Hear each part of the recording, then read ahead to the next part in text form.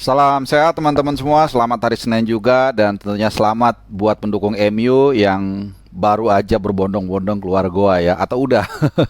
Tapi selamat setelah meraih kemenangan yang di waktu yang pas, sangat penting. Kemenangan 3-1 dari Arsenal. Ini adalah kemenangan keempat beruntun yang didapatkan oleh Tuyul Merah setelah berturut-turut mengalahkan Liverpool 2-1, kemudian mengalahkan Southampton dan Leicester dengan skor kembar 1-0, dan terakhir menang dari Arsenal 3-1.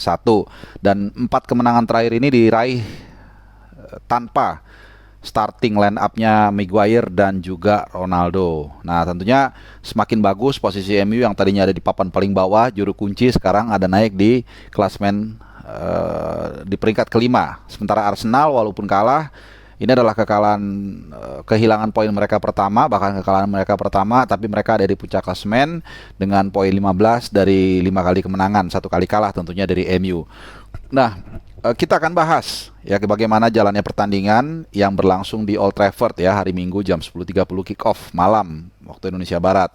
Jadi kalau kita lihat runtutannya dari pertama, ini gol juga pembuka diciptakan oleh Anthony, pemain yang baru saja didatangkan ke Old Trafford oleh Erik ten Hag, dan langsung menciptakan gol di debutnya. Gol yang sangat bagus dan juga tidak lepas dari strategi Erik ten Hag yang bermain pragmatis. Jadi kalau ibarat seorang koki ini, Erik ten Hag tidak memaksakan gaya bermainnya dia, ya visi flavornya dia itu ke tim barunya di MU. Karena tentu ingredients yang ada di Ajax dengan ada yang di MU itu berbeda, dan terbukti setelah mereka bermain lebih menunggu, lebih tenang, melakukan counter attack, mereka berhasil meraih hasil yang positif. Ditambah tadi dua toksik yang gak main, CR7 dan juga Harry Maguire. Nah, ini kembali dilakukan ketika melawan Arsenal. Ya, mereka tidak banyak melakukan pressing, lebih banyak menunggu, dan hasilnya mereka mendapatkan gol melalui counter attack. Rashford kemudian dikasih di kipas kepada Anthony dan langsung diselesaikan dengan baik. Walaupun tentunya kalau kita lihat gol Anthony dan dua gol dari Rashford itu juga ada andil dari kesalahan menurut gua ya pemain tengah dari Arsenal. Jadi kehilangan atau tidak adanya Partey dengan adanya Lokonga ini memang tidak memberikan celah, apalagi di sana ada Bruno Fernandes yang memberikan dua kipas ya, satu dia berikan bola kepada Rashford, gol pertama, yang kemudian ke Anthony jadi gol, dan kedua dia langsung berikan assist gol kepada Rashford dengan punggung kaki, keren banget ya. Namun di sebelum gol pertama terjadi, memang ada insiden ketika Martinelli melakukan serangan balik, gol dianulir. Memang walaupun tenang, gue akan objektif ya, karena memang sebelum kejadian itu ada pelanggaran yang dilakukan oleh Odegaard ke arah Eriksen. Ya, banyak yang mengatakan debatable ini nggak pelanggaran. Jawabannya adalah menurut gue pelanggaran. Karena kalau lu lihat posisi Eriksen dan Odegaard itu, Eriksen sudah lebih dulu mengcover bola. Jadi sudah ada di depannya si Odegaard. Sehingga ini dianggap sebagai pelanggaran. Bukan cuman, yang menjadi perlu kita ketahui adalah kalau VAR itu memang dia bisa diambil runtunannya sebelum gol itu tercipta sampai kapan terakhir bola mati. Jadi selama 2 menit ini kalau bola masih jalan terus, kemudian ada gol, itu kan bisa dilihat di review ulang sampai di mana bola mati. Nah, disitulah masih bisa dilihat kalau ada pelanggaran atau ada insiden lain yang mempengaruhi gol tersebut, itu bisa dianulir. Jadi memang keputusan wasit kali ini benar, walaupun tentunya tidak menguntungkan bagi Arsenal yang merasa saat itu mereka sudah unggul lebih dulu harusnya kan, tapi memang itu pelanggaran. Nah, kemudian 1-0 turun minum. Di babak kedua Arsenal memang main lebih bagus. Gua harus mengatakan demikian. Mereka lebih menguasai pertandingan, mereka lebih bisa menciptakan bahaya di kotak penalti, tapi memang penampilan De Gea bagus. Nah, kemudian ada gol yang sempat menaikkan mental para pemain Arsenal, gol yang diciptakan oleh Bukayo Saka. Ini kalau nggak salah itu diawali terobosannya Gabriel Jesus ya. Kemudian ada bola rebound dan langsung diselesaikan oleh Bukayo Saka. Ini sebenarnya sempat menaikkan mental para pemain Arsenal. Cuman kembali lagi Erik ten Hag, MU tidak mau gerasa-gerusu, tidak mau terburu-buru, tidak mau terpancing untuk bermain lebih agresif. Mereka tetap menunggu dan akhirnya lahirlah gol kedua dari MU. Diawali pergerakan dari Bruno Fernandes di tengah, yang itu yang gue bilang tadi, nggak ada pemain yang seperti Kante, pemain yang jorok yang menghentikan kipas-kipas yang dilepaskan oleh Bruno Fernandes ya.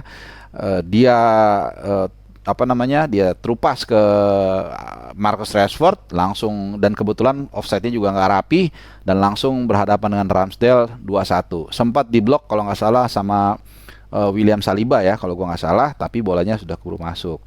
Nah kemudian 2-1 seperti biasa Arsenal terus mengempur habis-habisan, tapi kemudian serangan balik lagi, dan kali ini kerjasama antara Eriksen dan Rashford. Jadi dalam kondisi sudah terbuka ini luar biasa Eriksen ya, dia tidak egois, padahal siapa yang nggak mau mencetak gol ya, apalagi setahu gue Eriksen belum menorehkan namanya di score sheet, jadi dia nggak egois, dia oper ke Rashford dan 3-1 selesai ya. Padahal kalau kita ingat-ingat Eriksen ya, 1 tahun lalu tuh dia hampir meninggal di Euro, tapi kemudian dia bisa sembuh, bukan hanya sembuh tapi comeback ke lapangan hijau membela Brentford dan sekarang menjadi andalan MU di lini tengah ya. Nah setelah 3-1, nah baru mulai Eriksen ini Erik ten Hag melakukan overhaul. Jadi mulai dia tarik tuh satu-satu pemain pemain MU ya, mulai dari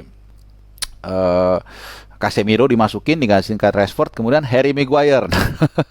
Nah sebelumnya Ronaldo juga udah masuk ya ketika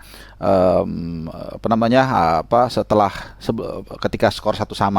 Nah ketika Maguire masuk ini lucu nih, jadi bukan gua doang mungkin yang nobar kemarin ya, tapi juga pendukung MU mulai takut-takut, dan memang abis itu dia melakukan satu pelanggaran yang berujung pada kartu kuning. Cuma nah kali ini gua bela pelanggaran yang dia lakukan itu memang penting ya, karena dia tahu kalau sampai dia langgar, gue lupa siapa yang dilanggar ya, kalau nggak salah Nketiah kalau nggak salah, tapi gue lupa lah, pokoknya ada yang dilanggar.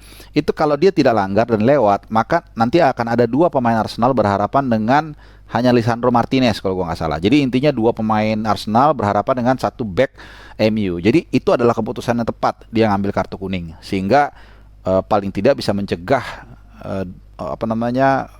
direct chance atau peluang yang dari set play yang terbuka, dan akhirnya mereka memang Arsenal hanya mendapatkan free kick ya, sehingga tapi MU bisa untuk mengonsolidasi pertahanan dan ternyata memang tidak bisa dimanfaatkan menjadi gol.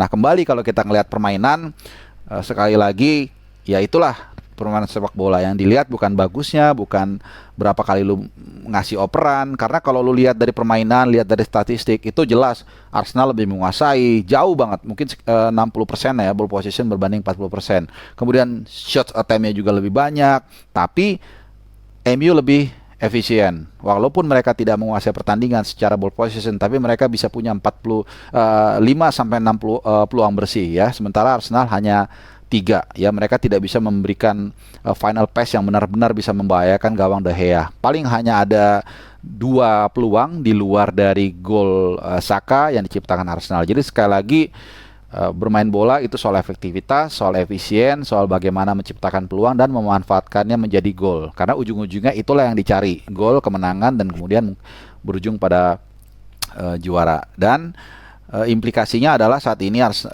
MU seperti yang mungkin di awal udah gue singgung, kalau udah gue minta maaf. Jadi MU yang tadinya ada di papan paling bawah dari 0 dari 2 pertandingan kemudian melonjak ke peringkat kelima dengan 12 poin. Sementara Arsenal ya masih tetap di atas walaupun posisinya saat ini tidak ideal lah, karena mereka hanya beda 1 poin dari City dan juga Tottenham Hotspur yang ada di peringkat 2 dan 3 dengan 14 poin ya. Sementara lawan berikutnya, ini kalau kita lihat MU setelah ini akan menghadapi Real Sociedad di ajang Europa League, dan kemudian mereka akan menghadapi Crystal Palace dan Leeds United ya. Ini lawan yang ya so-so lah ya. Leeds kalau ada Rodrigo mungkin bahaya, tapi tanpa Rodrigo gua rasa masih bisa diatasi lah. Dan baru nanti awal Oktober MU akan berhadapan dengan City dalam derby Manchester. Sementara Arsenal setelah menghadapi Zurich di Europa League kemudian akan menghadapi Everton dan Brentford. Ini juga sama, agak gampang. Baru ntar awal Oktober mereka juga menghadapi lawan yang berat, menghadapi Spurs dalam North London Derby. Nah jadi itu aja kira-kira preview dari gua. Jadi sekali lagi kesimpulannya memang MU layak menang karena mereka mempunyai taktik yang lebih baik, sabar, tidak tergoda dengan permainan lawan yang katakanlah terus di pressing. Mereka tetap bermain dengan gaya mereka dan hasilnya sangat positif. Sementara buat Arsenal perjalanan masih panjang, mereka Seperti yang berkali-kali gue bilang, mereka start sangat bagus, but it's not only how you start the competition, but how you finish it in a very good way. Oke, terima kasih. Itulah preview gua untuk hasil Manchester Arsenal dengan kemenangan Manchester 3-1. Terima kasih udah nonton. Untuk yang belum mau ninggalin komen, silahkan ninggalin komen di bawah. Terima kasih udah nonton. Kita jumpa lagi di video gue yang lainnya. Terima kasih dan salam sehat.